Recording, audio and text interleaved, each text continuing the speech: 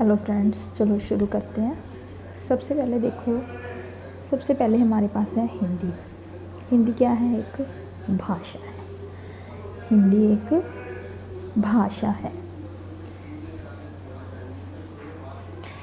अब भाषा हमें पता होना चाहिए कि भाषा है जो शब्द है, इसकी व्युत्पत्ति कहाँ से हुई है। तो ये हम सबको ही जनरली पता ही है कि भाषा शब्द की व्युत्पत्ति जो कि संस्कृत के भाष व्यक्तायम वाची के आधार पर हुई है। भाषा संस्कृत के भाष धातु में आ प्रत्यय जुड़ने से बना है।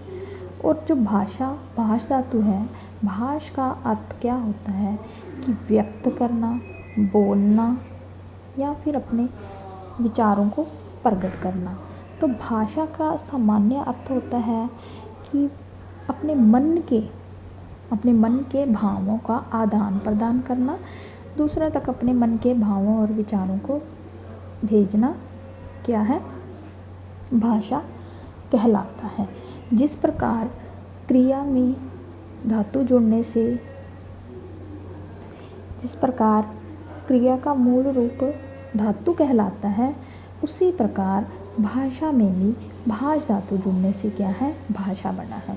और ये अब पूछा जा सकता है कि भाष धातु कहाँ से है? तो संस्कृत के भाष धातु से आ प्रत्यय जुड़ने से। और पूछा भी जा सकता है कि कौन सा प्रत्यय लगा हुआ है, तो आ प्रत्यय जुड़ा है। तो ये इस पे ही क्वेश्चन बन सकता है। सिंपल आ जाता है कि जिसका अर्थ है व्यक्त वाणी। यहाँ पे हम लिख सकते हैं व्यक्त वाणी, बोलना, प्रकट करना। ये सब क्या है? भाषा के ही अर्थ हैं। फिर आगे नॉर्मली जॉर्ज गिरेसन के अनुसार 189 तो उन्होंने भाषा मानी है और 544 उन्होंने बोलियां मानी है। ये क्या है? किसकी मान्यता के अनुसार है? जॉर्ज गिरेसन के अनुसार उन्होंने भाषा देश में हमारे 189 भाषा को माना है। अब ये क्वेश्चन में बन सकता है कि भाषा का प्राचीन रूप कहाँ से प्राप्त होता है। ये एक MCQ क्वेश्चन बन सकता है कि भाषा का प्राचीन रूप कहाँ से प्राप्त होता है हमें। तो ये आंसर आएगा ऋग्वेद संहिता। हमें सबको ही पता है कि हमारे 4 वेद हैं, जिसमें से सबसे पुराना है जो ऋग्वेद है, तो उसी में से ही ऋग्वेद संहिता से ये प्राप्त हुआ है। फिर आगे आ जाता है कि भाषा का व्यवस्थित क्रम क्या है, भाषा कैसे बनती है, ये व्यवस्थित क्रम इसका क्या होगा। तो इसके व्यवस्थित क्रम के लिए पहले ध्वनि और वर्ण आ जाते हैं, उसके बाद शब्द आ जाता है और उसके बाद क्या है? वाक्य आ जाता है। अब इन सबको जानने के लिए, व्यवस्थित क्रम को जानने के लिए हमें जानना पड़ेगा कि ध्वनि क्या है, वर्ण क्या है, शब्द किसे कहते हैं और वाक्य किसे कहते हैं। इस पे आधारित बहुत ही अच्छे क्वेश्चन पूछे जा सकते हैं पेपर में। सबसे पहले हम करते हैं वर्ण। अब आपने क्या है बच्चे पढ़े ही होगा कि वर्ण किसे कहते हैं। हम सबको ही पता है कि भाषा की वह छोटी से छोटी इकाई जिसके और अधिक टुकड़े नहीं किए जा सकते। पर नहीं, आपने देखा होगा कि ध्वनि और वर्ण की फिर ऐसे तो ये सेम हो जाएंगे, क्योंकि वर्ण की भी यही परिभाषा है कि जिसके भाषा की वह छोटी से छोटी इकाई जिसके और अधिक टुकड़े नहीं किए जा सकते, वो वर्ण कहलाती है। और ध्वनि भी सेम ही इसकी परिभाषा आएगी कि भाषा की वह छोटी से छोटी इकाई जिसके और अधिक टुकड़े नहीं किए जा सकते, वो ध्वनि कहलाती है। तो इसको सही साफ शब्दों में हम कैसे जानें कि इसकी परिभाषा क्या होगी। इसके लिए आप ये परिभाषा नोट कर सकते हैं कि भाषा की वह छोटी से छोटी इकाई जिसके हम और अधिक टुकड़े ना कर सकें और उसकी लिखित अभिव्यक्ति क्या है? वर्ण कहलाती है।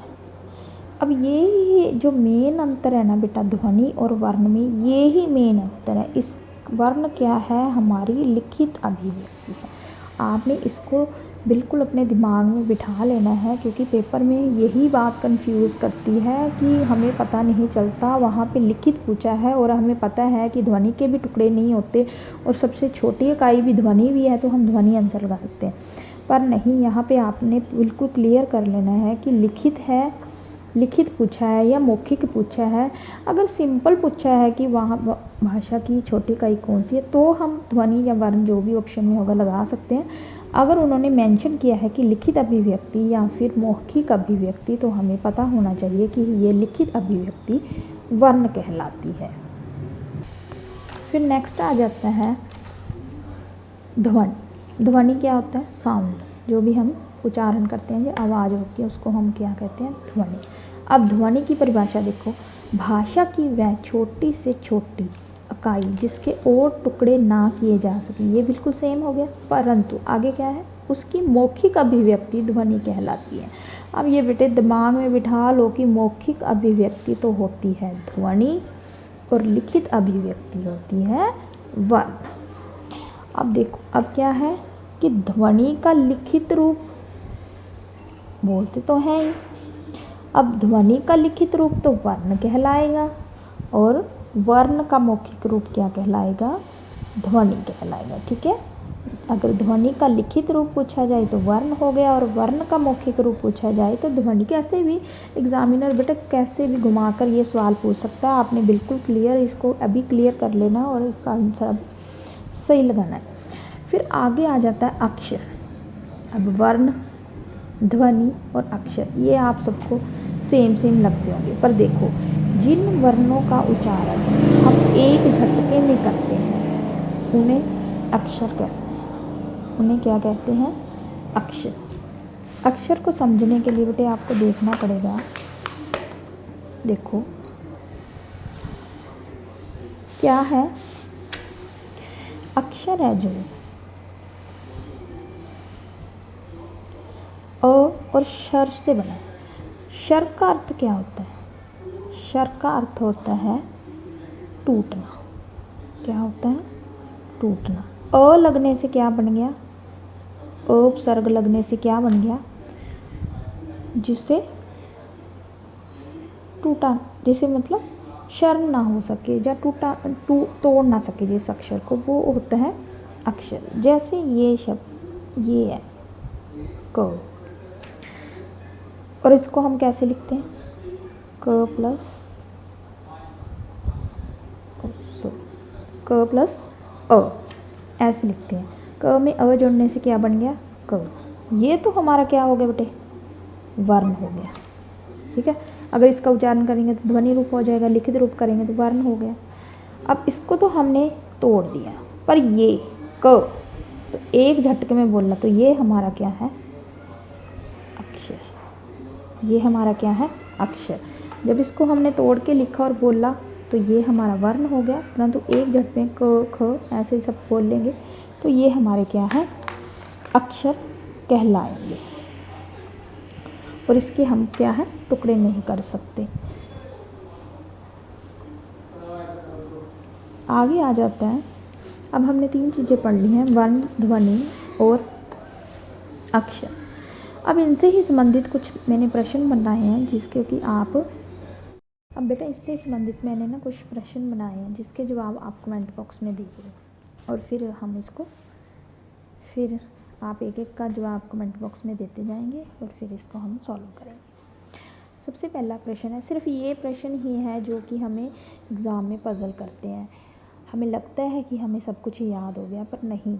हम वहाँ पे जब एक साथ ऐसे क्वेश्चन देखते हैं तो हम बहुत ज़्यादा कंफ्यूज हो जाते हैं। आपकी कन्फ्यूज़न को दूर करने के लिए इनको एक साथ लिखा गया। पहले तो देखो बेटे, भाषा की लघुत्तम इकाई बताएं। लघुत्तम का अर्थ क्या होता है? छोटी। अब छोटी इकाई कौन सी है? अब यहाँ पे कुछ भी नहीं पूछा गया, ना तो मैंने यहाँ पे वर्ण मतलब लिखित पूछा है और ना ही मौखिक पूछा है। तो अब आप इसको आंसर कमेंट बॉक्स में लिखोगे कि क्या आएगा। नेक्स्ट क्वेश्चन है कि लिखित भाषा की सबसे छोटी इकाई। अब इसमें मैंने लिखित भाषा पूछी है तो आप इसका आंसर लिखें। थर्ड क्वेश्चन है मौखिक रूप से भाषा की सबसे छोटी इकाई। अब इसमें मैंने मौखिक रूप पूछा है तो आप बताएंगे। अब उच्चारण और मौखिक, अब मौखिक भी बोलना होता है, उच्चारण भी, इसका संबंध दोनों का किसके साथ है? ध्वनि के साथ है। की दृष्टि से भाषा की लघुत्तम इकाई बतानी है। फिर नेक्स्ट क्वेश्चन आ जाता है कि भाषा की सबसे छोटी सार्थ इकाई। स प्लस अर्थ जो होता है सार्थक होता है। सार्थक अर्थ होता है जिसका कोई मीनिंग निकलता है। अब आपने बताना है कि भाषा की सबसे छोटी। अब यहाँ पे बच्चे कंफ्यूज हो जाते हैं जब उनको देखते हैं ना वो कि सबसे छोटी पूछा है, तो 1 मिनट में बस देखा नहीं, इधर उधर देखा नहीं, ऑप्शन पूरी चारों की चार चेक की नहीं, और ध्वनि और वर्ण जहाँ ही दिखा तो चलो भाई लगा दिया उस पर सही का गोला।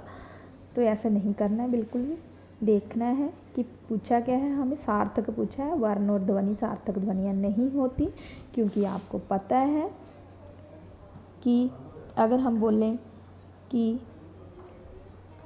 क से कबूतर, तो हमें पता है, जैसे बेटे पता है कि आपको क से क्या होता है, कबूतर।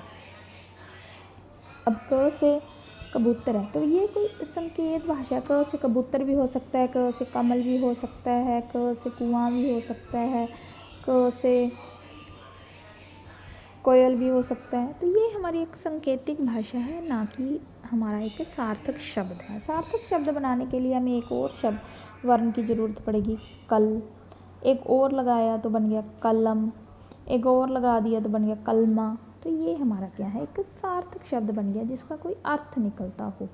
तो आपने ही इसका आंसर लगाना है कि भाषा की सबसे छोटी सार्थक इकाई। अब पूछा गया कि अर्थ के आधार पर भाषा की लघुतम इकाई।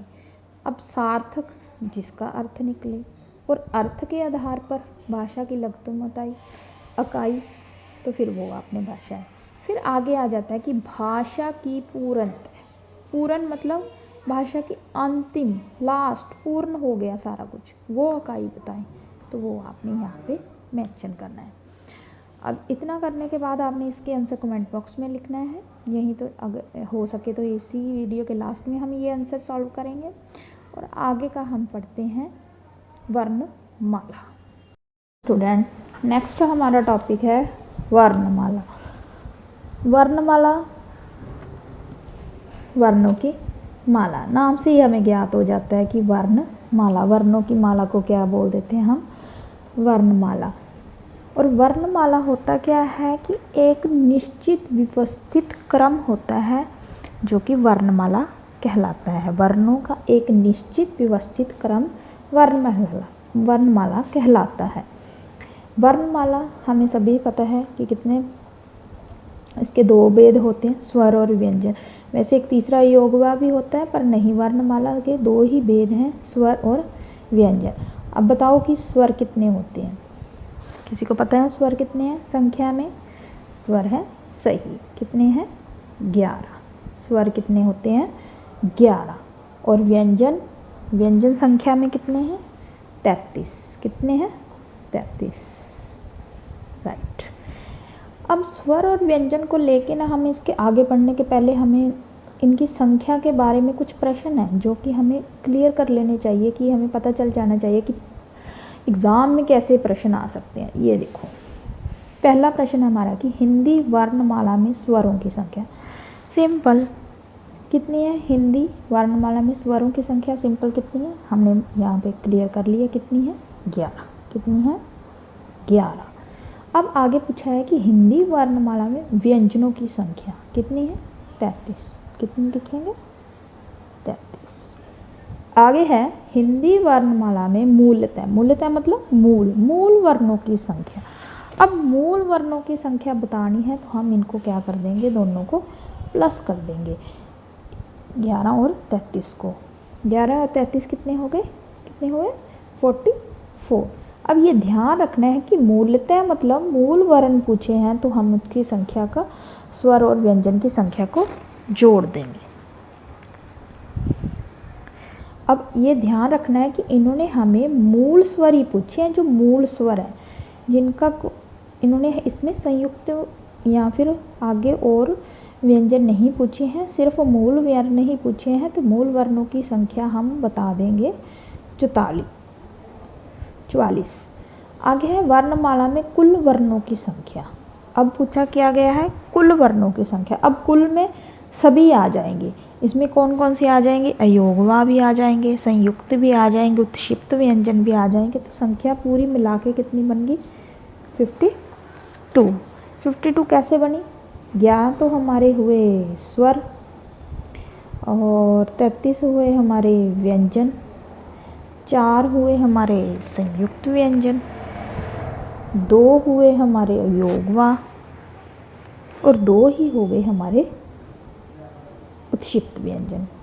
44 4 45 50 50 कितने हो गए 52 52। अब संयुक्त व्यंजनों की संख्या कितनी है? संयुक्त व्यंजनों की संख्या तो हमें सबको ही पता है। संयुक्त व्यंजनों की संख्या तो हमें सभी ही पता है कि कितनी होती है 4। अब कोई बताएगा कि कौन कौन से होते हैं संयुक्त व्यंजन? यस, किसी को पता है संयुक्त? सभी को ही पता है संयुक्त व्यंजन कौन कौन से होते हैं। संयुक्त व्यंजन हमारे हैं श्र से क्षत्रिय, त्र से त्र, ग और श्र। ये है हमारे 4। क्षत्रिय, त्रिशूल, ज्ञानी और श्रमिक। ठीक है, एक जैसे लगते हैं श्र और श्र। ये हो गए। अब ये संयुक्त कैसे हुए? क्योंकि ये बेटे आगे क्या है कि दो दो वर्णों को मिला के बने हुए हैं ये, इसलिए क्या है ये संयुक्त व्यंजन कहलाते। ये आप नोट कर लो कि श क्षत्रिय वाला कैसे बना है। ये बना है क और श को मिला के, क्या बना है श। आगे है त्र, त्र बना है त आधा और र को मिला के। और ग ज्ञानी, ये ध्यान से देखना, ये बच्चे गलत कर देते हैं बहुत ज़्यादा। ये ज से बना है, ज और अण से। आगे है श्र, श्र बना है श आधा और र, इनसे बने हैं। ये हमारे क्या है 4 संयुक्त व्यंजन है। अब हमने देखा है कि एक और संयुक्त व्यंजन का भी हम प्रयोग करते हैं, जैसे ये है, हमने लिखा विद्यालय, यहाँ लिखा विद्या, ये हमारा संयुक्त व्यंजन है। कैसे लिखते हैं? द के साथ य, द आधा और य।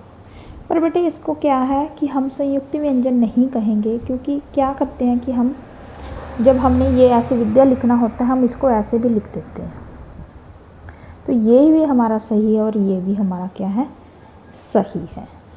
परंतु जो ये वाले हमारे पास 4 संयुक्त व्यंजन हैं, इनको हम तोड़ के नहीं लिख सकते। अगर हमने क्षत्रिय लिखना है तो हम ऐसे ही लिखेंगे, ये नहीं है कि हम ऐसे करके क्षत्रिय बनाएंगे। ठीक है, ऐसे लिखेंगे नहीं, ऐसे नहीं बनेगा ये क्षत्रिय, ये गलत हो जाएगा। ठीक है, क्षत्रिय हम ऐसे ही लिखेंगे, ये हमारा गलत है और ये हमारा सही है।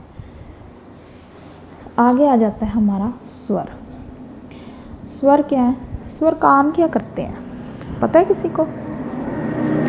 किस चीज़ का काम करते हैं स्वर? क्या जॉब करते हैं ये स्वर? बट स्वर क्या होते हैं? ये मात्रा का काम करते हैं। इनका काम सिर्फ इतना है कि ये मात्रा व्यंजनों के साथ लग के मात्रा का रूप ले लेते हैं। मात्रा होती है, ये मात्रा का काम करते हैं ये। अभी ये ना एक परिभाषा है, किसकी है कि गुरु कामता प्रसाद। गुरु कामता प्रसाद तो आपको पता ही है। गुरु कामता प्रसाद के द्वारा एक बहुत ही सुंदर परिभाषा दी गई है, जिसे हम पढ़ेंगे। व्यंजनों के अनेक प्रकार के उच्चारणों को स्पष्ट करने के लिए उनके साथ जब स्वर का योग होता है, तब स्वर का वास्तविक रूप जिस रूप में बदलता है उसे मात्रा कहते हैं। क्या है कि व्यंजनों का उच्चारण, अब व्यंजन को बोलना है तो उसका जब रूप जब से स्पष्ट कर देते हैं, किसके साथ? स्वरों के योग के साथ, और जो उसका रूप बदल जाता है उसे मात्रा कहते हैं। कैसे? ये देखो कैसे कैसे बदलता है। ये लिख दिया, ये का लिख दिया और ये लिख दिया की। हमें पता ही है कि ये अ को दर्शा रहा है, ये बड़ा आ को और ये छोटी ई को। तो ये क्या है? कि व्यंजनों के साथ आके, व्यंजनों के साथ लग के मात्रा का काम कर रहे हैं। आगे आ जाते हैं बेटे हमारे स्वर। स्वर सबको ही पता है, अ आ ई उ री ए ऐ ओ ओ। तो अब इसकी मात्रा, मात्रा सबको ही पता है। इसकी मात्रा है, होती है मात्रा अ की नहीं, आ की होती है, ई की भी होती है, सॉरी इसकी ये हो गई, छोटा ऊ की यस, बड़ा ऊ की वेरी गुड, और इसको ऐसे व्यंजन के पैर में ऐसे वन में लग जाए। इसकी एक, इसकी दो, वेरी गुड, इसकी एक और इसकी दो। तो ये हमारी क्या हुई, मात्रा है। अब स्वर कितने हमने कर लिए थे, कितने हैं, 1 2 3 4 5 6 7 8 9 10 11। कितने हैं स्वर, कितने हैं, यहाँ पे लिख लेते, कितने हैं 11। पर मात्रा काउंट करो कितनी है, गिनती करो मात्रा की कितनी है, पर मात्रा हमारे पास कितनी है 10। अब ये भी बेटे आपने कंफर्म कर लेना है, क्योंकि ये भी एग्ज़ाम में क्या है, ये भी बहुत कन्फ्यूज़न क्रिएट करते हैं। अगर स्वर की संख्या 11 है तो मात्रा की संख्या हमारे पास 10 है। अब कोई बताएगा कि उदासीन स्वर कौन सा है, उदास कौन रहता है इन सारे स्वरों में, उदास स्वर कौन सा है, कौन सा है अभी जो उदास है, उदास। अब इन सबको तो मात्रा ही दे दी है, अब इसको बेचारे को कोई मात्रा ही नहीं दी है, तो क्या होएगा, यही उदास होएगा, मुंह फुला के बैठ गया ये छोटा। तो उदासीन स्वर हमारा कौन सा है, अ। तो ये भी हमने याद रखना है। फिर आगे आ जाते हैं बेटे स्वर। स्वर कितने हैं हमारे 11, और मात्रा हमारी कितनी है 10। बिल्कुल बेटे आपने ऐसे ही बिल्कुल सेम नोट्स बना लेने हैं। अगर अब मैं टाइप करके आपको फिर पढ़ाती तो समय बहुत ज़्यादा अधिक समय लगता है टाइप करने में। आपको पता है थोड़ी सी हिंदी की टाइपिंग बड़ी मुश्किल होती है, पर मेरे पास ऐसे नोट्स बने हुए हैं, तो इससे पढ़ाना आपको शायद हो सकता है आपको मुश्किल आए, पर आपको इसमें सारे पूरे के पूरा टॉपिक मिलेगा। आपको कहीं और कहीं भी बुक खोलने की या फिर यूट्यूब पे कोई भी वीडियो देखने की ज़रूरत नहीं पड़ेगी। आपको सारा मटेरियल, सारा पूरे का पूरा पाठ्यक्रम इस वीडियो में मिलेगा। आगे की जो वीडियो आएंगी उनमें आपको सब कुछ पढ़ने को मिलेगा। आपको कहीं भी इधर उधर, मेरे को पता है बच्चे बहुत ज़्यादा, उनका बहुत टाइम वेस्ट होता है, उनको एक चीज़ पढ़ लेते हैं, दूसरी ढूंढने के इधर उधर पढ़ना पड़ता है, पर ऐसा नहीं है। आपको जो भी पेपर के लिए जो भी ज़रूरी है, जो भी टॉपिक वो आपको मैं करवाऊँगी। और ये आपको पता ही है कि सारा फ्री ऑफ कॉस्ट है। कोई भी ऐसा यूट्यूब पे चैनल नहीं है, वो क्या करते हैं कि 4 वीडियो टॉपिक की डाल दिए और 5 नंबर 6 नंबर वीडियो जो होती हैं वो हमें मिलती नहीं है। पर ऐसा कुछ भी नहीं है, आपको कंटिन्यू आपका पूरा सिलेबस करवाया जाएगा, निःशुल्क करवाया जाएगा, कोई फ़ीस नहीं है, आपकी कोई चार्ज नहीं है। सिर्फ बस आपने क्या करना है, लाइक और शेयर करना है। जैसे आप सबका भला हो वैसे ही आगे बच्चों का भी हमने सबका भला करना है, क्योंकि बहुत बच्चे ऐसे होते हैं जो नहीं पढ़ पाते हैं, क्योंकि इतनी ज़्यादा फ़ीस बढ़ चुकी है। जैसे मैं पंजाब से हूँ, तो मैं पंजाब की बात करूँ तो मास्टर कैडर की तैयारी के लिए, टीचर एग्ज़ाम के लिए बहुत ज़्यादा फ़ीस बना रखी है कोचिंग सेंटर वालों ने। तो बहुत बच्चे ऐसे होते हैं, बहुत मुश्किल से वो क्या करते हैं कि कोर्स परचेज़ भी कर लेते हैं, पर फिर क्या होता है कि अभी पेपर नहीं आता, साल 2 साल पेपर नहीं आता, और जो उनकी पैक की वैलिडिटी कोर्स लिया होता है, ज्वाइन किया होता है, उनकी वैलिडिटी भी ख़त्म हो जाती है 1 साल में। तो ऐसा नहीं, ये आपके लिए लाइफ टाइम यूट्यूब पे अवेलेबल रहेंगी वीडियोस। आप जब चाहे, आपका मन चाहे जितनी बार मर्जी आप देख सकते हैं। कोई व्यूज़ नहीं है कि आप 5 बार देख सकेंगे, 6 बार देख सकेंगे। बिल्कुल आप फ्री में आपको सभी टॉपिक कंटिन्यू और डेली वीडियो आपको मिलेगी, जिससे आप स्क्रीनशॉट ले सकते हैं और वीडियो डाउनलोड भी कर सकते हैं और आप देख सकते हैं इसको जितनी बार। चलो हम अपने टॉपिक पे आते हैं, बहुत बातें हो गई। आगत स्वर, आगत स्वर बेटे होते हैं जो स्वर हमने दूसरी आगत, आगत मतलब सिंपली आप समझ लो आया हुआ। अब कौन आया, बाहर से ही आएगा, कोई हमारे घर पे आएगा तो दूसरी भाषा से लिया हुआ स्वर होते हैं, जो हम इसको सिंपल शब्दों में भी लिख सकते हैं कि दूसरी भाषा से लिए गए स्वर, ऐसे लिख सकते हैं हम इसको। ठीक है, सिंपल शब्दों में याद करने के लिए। आया स्वर, आया मतलब बाहर से आया, तो दूसरी भाषा से हमने लिखा स्वर। और दूसरी भाषा से लिया हुआ स्वर है कौन सा, तो वो है हमारा ये वाला स्वर। अब बेटे इसका ना उच्चारण जो होता है, इसका उच्चारण ना तो आ होता है और ना ही इसका उच्चारण ओ होता है, ये बीच में ही रहता है, ये बीच में अटका रहता है बस। हैंगिंग पोजीशन इसकी क्या है, बीच में है, ये बीच में लटका है। ना इसका उच्चारण आ होता ना, ये ज़्यादातर क्या होता है कि इंग्लिश भाषा के जो शब्द है ना, जैसे डॉक्टर, जैसे हम हिंदी में डॉक्टर लिखना हो तो वहाँ यूज़ हो जाता है। ठीक है, और लिखो और शब्द कॉलेज, ऐसे इन जगह पे हमारा ये शब्द है जो आगत शब्द क्या है प्रयोग किया जाता है। अब ये तो हो गए आगत स्वर हो गया। आगत स्वर की संख्या कितनी है, एक। ये आप सबने नोट कर लेना है बेटे अच्छे से लिख के। अब आगत की संख्या तो एक है स्वर की संख्या, पर आगत व्यंजन, ये अब कंफ्यूज नहीं होना, आगत व्यंजन की संख्या है 5। और ये कौन से शब्द हैं, ये है क, ख, ग, ज और फ। अब आप कहोगे कि ये तो क ख लिख दिया मैम ने, इनकी संख्या कितनी है 5। पर बेटा नहीं, इनमें क्या होता है नुक्ता लगा होता है, इसको बिंदी लगाने को क्या बोल देते हैं, नुक्ता। सॉरी, ये थोड़ा नुक्ता। अब ये बेटे ये तो हमारे क्या थे, अंग्रेजी इंग्लिश भाषा के शब्द थे, पर ये कौन से हैं, ये हमारे हैं, ये लिखो आप अरबी, अरबी, अरबी फारसी से लिए गए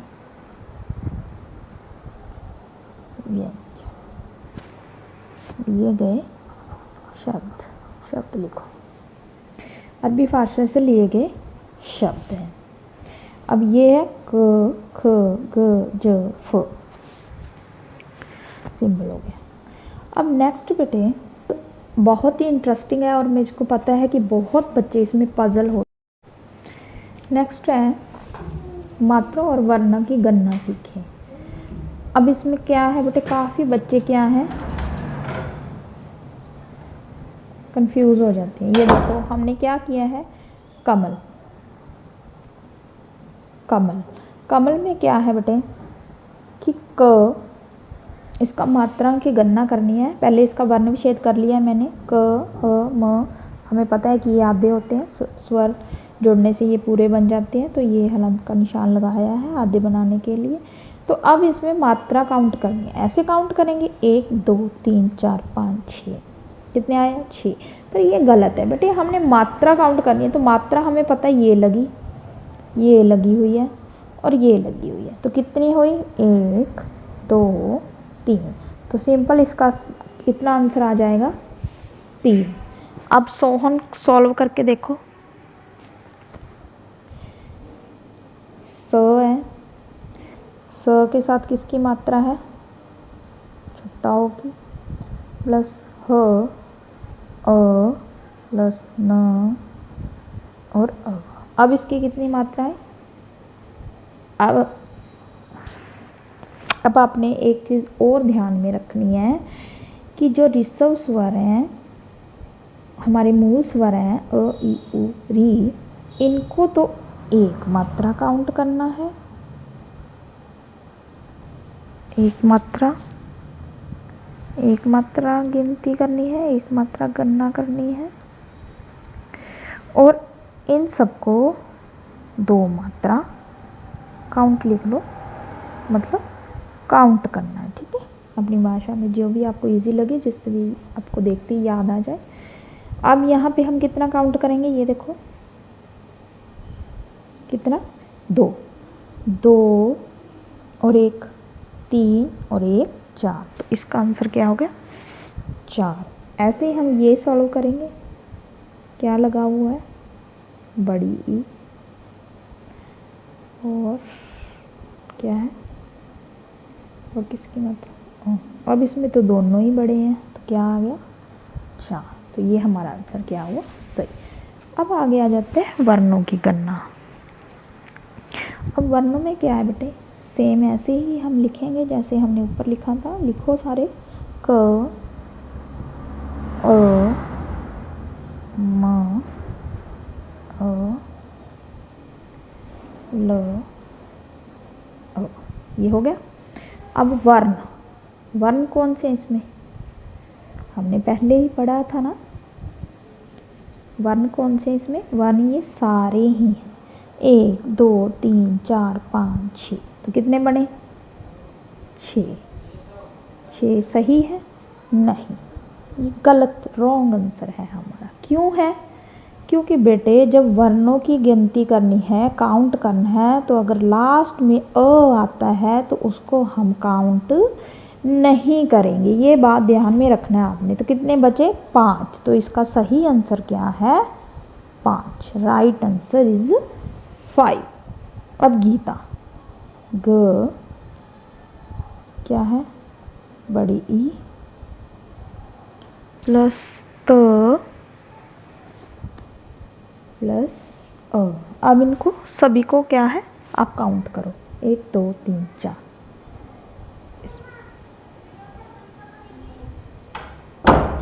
आगे आ जाता है शेरनी। अब शेरनी का बनाओ,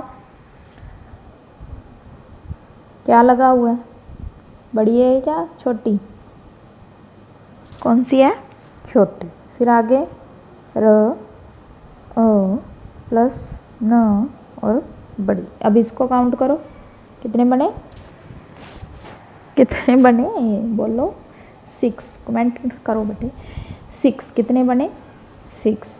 तो ये हमारी क्या है, वर्णों और मात्राओं की गणना। इसमें तो ये ध्यान रखना है कि हमने सिर्फ मात्रा ही काउंट करनी है, और कौन से हमारी 1 मात्रा काउंट होएगी और कौन सी 2 मात्रा, ये ध्यान रखना है। और इसमें हमने ये ध्यान रखना है कि अगर लास्ट में अंत में अ आ रहा है, छोटा अ आ रहा है, तो हमें उसको काउंट नहीं करना है, ये आपने ध्यान रखना है। अब ये बोला था कि लास्ट में हम इसको सॉल्व करेंगे। ठीक है बच्चे, तो आप सबने, मैं उम्मीद करती हूँ कि आप सबने इसके आंसर लिख लिए होंगे। तो हम एक एक करके इसके आंसर आप मैच करो, मैं लिखती हूँ। भाषा की लघुत्तम इकाई कौन सी है, तो अब मैंने ये बोला था कि ध्वनि भी हो सकती है और वर्ण भी हो सकती है। क्यों हो सकती है, क्योंकि उन्होंने हमें नहीं पूछा कि वो लिखित पूछ रहे हैं या मौखिक। ठीक है, अब लिखित भाषा की सबसे छोटी इकाई कौन सी है, अब हम आंसर देंगे 1। तो ये कौन सा है, वर्ण, क्योंकि हमें इन्होंने लिखित पूछा है। अब पूछा है मौखिक, मौखिक पूछ ले या उच्चारण के रूप में पूछ ले तो भी भाषा की सबसे छोटी इकाई कौन सी है, ध्वनि। अब पूछा है उच्चारण और मौखिक के दृष्टि से भाषा की लघुत्तम इकाई पूछ ले, छोटी पूछ ले, तो बात एक ही है। अब बेटे यहाँ पे मैंने आपको पहले समझाया था कि भाषा की सबसे छोटी सार्थक होती है जिसका कोई अर्थ निकले। जैसे मैंने आपको एग्जांपल दी थी कि क से कलम जा हो सकता है, क से कमल हो सकता है। तो अगर किसी का नाम है जैसे, तो ये सारे क्या है, सार्थक है, अर्थ होता है इनका, तो वो आ जाएगा हमारा यहाँ पे आंसर शब्द। अब है अर्थ के आधार पर भाषा की लघुत्तम इकाई। अब लघुत्तम इकाई देख के आपने फिर से ध्वनि या वर्ण आंसर नहीं करना है, अर्थ पूछा है, अर्थ मतलब किसी का अर्थ निकलना चाहिए, तो भी यहाँ पे हमारा क्या उत्तर आएगा, शब्द। अब यहाँ पे पूछा है कि भाषा की पूर्णता इकाई बताए। पूर्णता मतलब बेटे पूर्ण। अब हमें पता है कि हमारा व्यवस्थित रूप क्या था भाषा का, कि ध्वनि ध्वनि और वर्ण था, फिर शब्द बनते हैं, फिर वाक्य बनते हैं और वाक्य से आगे अवतरण बनते हैं। अवतरण मतलब पैसेज बनते हैं जो कि भाषा का रूप ले लेते हैं। तो इसलिए हमारी पूर्णता इकाई कौन सी कहलाएगी? वाक्य। ठीक है, उम्मीद करती हूँ कि आपको समझ में आया होगा सारा कुछ जो भी मैंने समझाया है। और एक बार आपने, एक बार नहीं 2 या 3 बार इसको फिर से रिवाइज़ करना है, दोहराई करनी है, पुनरावृत्ति करनी है, जिससे कि आपको बहुत अच्छे से ये सारे जो टॉपिक है वो क्लियर हो जाए। और इस चैनल को सब्सक्राइब करना और लाइक करना मत भूलिए। धन्यवाद।